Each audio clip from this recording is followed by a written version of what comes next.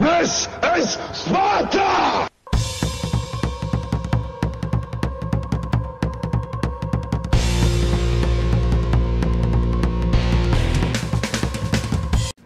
Hello everybody and welcome back to World of Tanks. My name is Spartan Elite 43 and tonight we've got a special for you guys. We've got another new premium tank from Wargaming.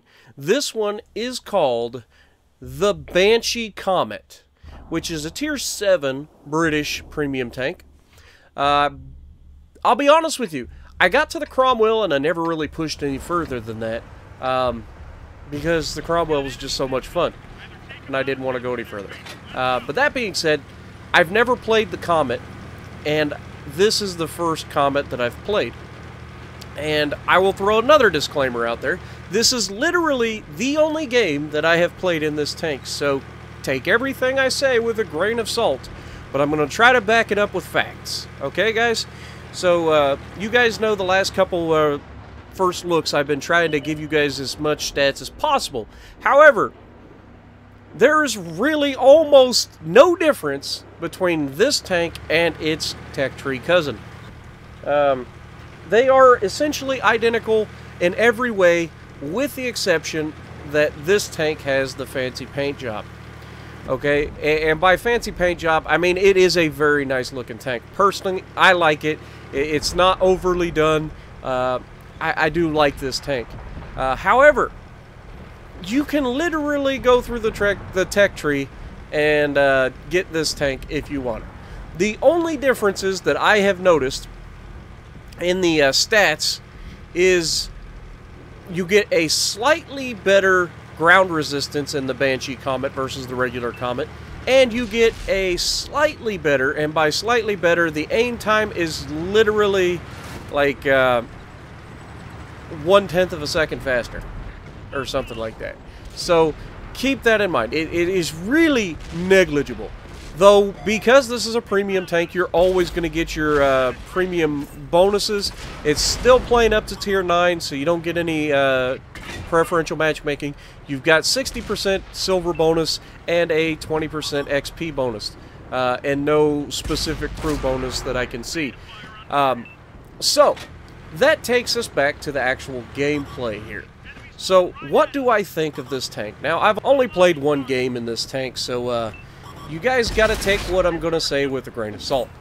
Okay? I know that this is not going to be the be-all, end-all of reviews. That's not what these are intended to be. These are supposed to be first looks that I get out quickly for you guys to get an educated estimate of whether or not you're willing to spend money to buy these tanks. That is what this is for. That's why I do this for you guys.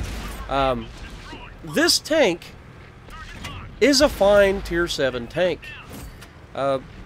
It moves well, though it's not the best road. You know, it doesn't traverse the best.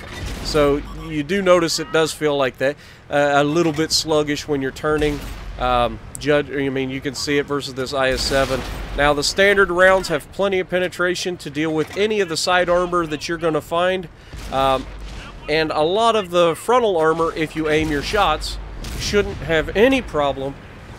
But that being said, the APCR premium rounds that you get in this tank are actually pretty good.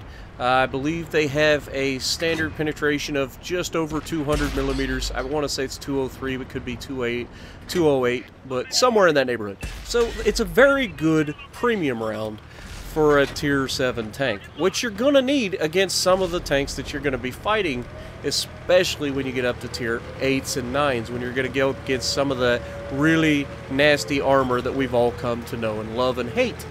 But that being said, the mobility of this tank, the downside of this tank, I would have to say, is A, the turning. It doesn't feel like it wants to turn a lot. Maybe that's just the ground resistance on this map. Again, I can't tell you, you know, without question, due to the fact that I've only played the one game in it, but it does feel sluggish when it comes to turning. It's got a decent top speed of over 50 kilometers an hour, which is pretty good for a medium tank. It's not the fastest, but it's definitely not the slowest. It is a big-bodied medium, which has drawbacks, especially considering that the armor is pretty thin on this tank. So Here we've already loaded APCR because we knew the last two tanks were both heavy tanks, and we want to be able to make sure that we put holes in them. This Tiger 1, however, is going to be the literal death of me. As he pushes towards me, he knows he can kill me. I know that I can take the first hit, so I'm hoping that I get shot and then I'm able to outflank him. But with the traverse of that gun, he's able to just absolutely catch me. And while we DPM him, he does catch up to me and put me down. But we did the best we could. We end up with 4 kills. We win the match. It says 24 pins, but we did set the one fire, so that's a little bit skewed. What do we end up with? 2,600 damage, a Mastery Ace tanker, 19 pins, 85,000 silver, top of the leaderboard. Not bad at all. So, would I buy the tank? Honestly, no. I would go through the tech tree and get it that way. It's a fine tank for Tier 7. Collectors will be happy to buy it. It's not a bad tank by any stretch, but it is attainable. So if you like what I'm doing, punch the like button, leave a comment below, subscribe to the channel if you haven't already, and as always, I will see you in the next video.